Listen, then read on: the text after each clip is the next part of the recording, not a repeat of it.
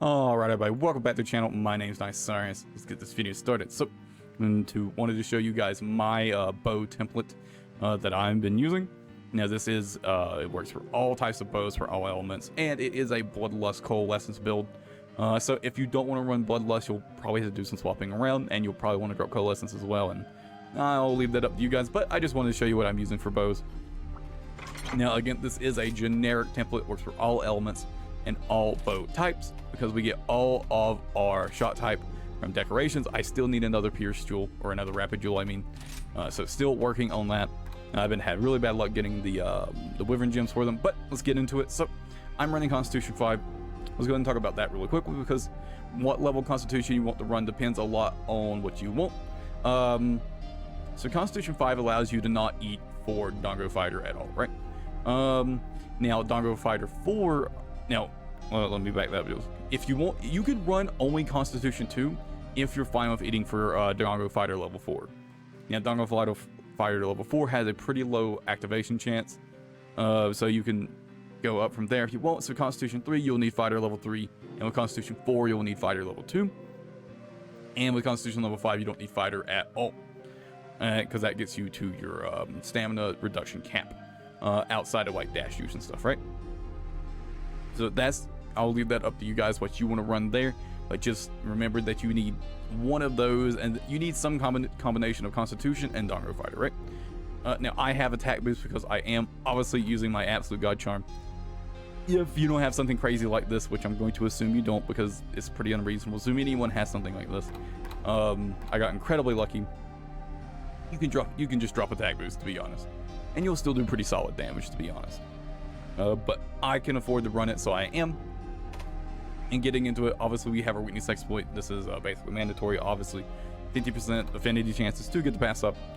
This build runs at least 2 points of your elemental attack, 2 level 1 deco slots here, and again, this weapon specifically has a level 1 deco slot in it. But you will have, if you copy my gear exactly, you'll have at least 2 elemental attacks.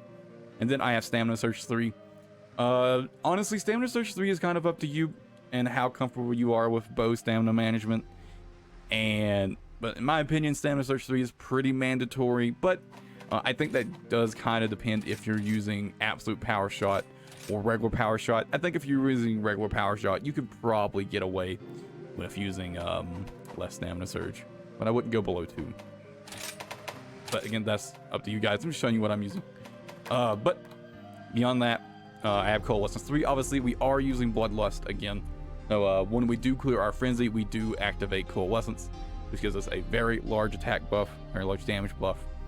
It's quite strong. And Bloodlust as well also gives us a damage buff as well, or an affinity boost. Which ends up bringing us, at least with this weapon, which has 0% base, or 25% base affinity. This takes us up to 45% affinity, with Bloodlust active to 45%. Very, very strong. Absolutely lovely. But then I have 2 rings of crit boost on this build so I can fit. And then again, you will have 3 ranks of your rapid, pierce, or spread up, whichever you're running on your bow. And then we have some agitating and resentment that are just kind of there. Bow charge plus is absolutely mandatory, obviously, to get that last level of charge. And then obviously we have our Bloodlust, and then finally a point of chain crit. The first point in chain crit is very, very strong. As I said, the second and third rank aren't really all that much worth it, running over just the first point.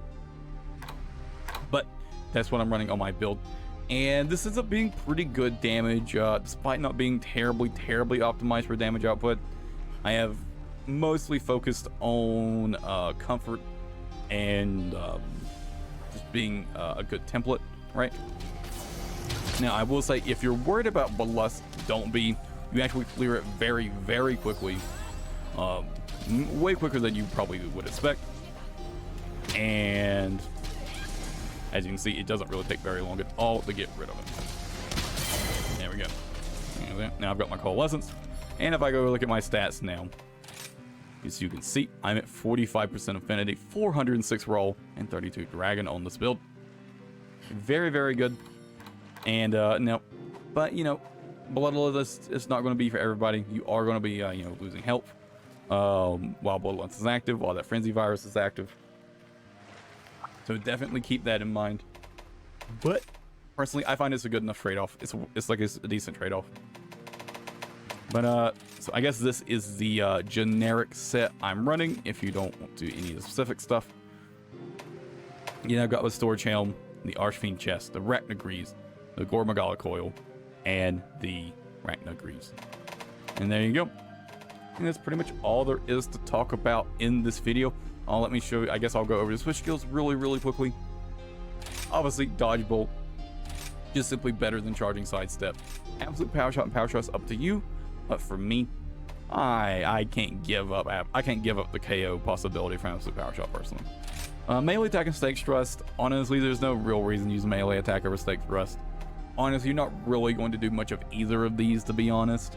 But in Stake Thrust is still better than melee attack, in my opinion. Now, I personally just love Aerial Aim. I love the skill.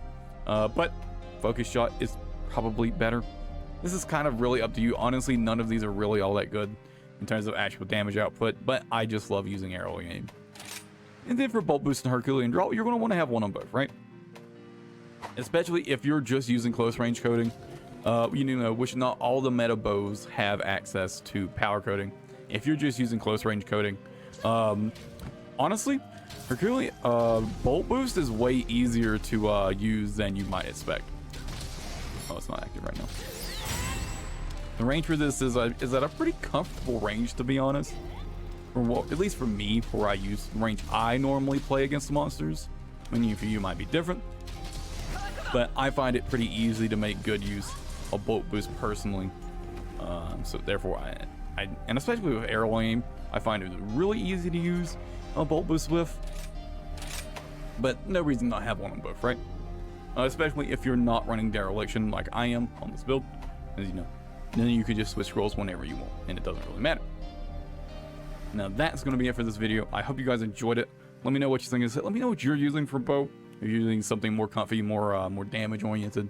And catch you guys in the next video. Till then, because you didn't have a good one, everybody.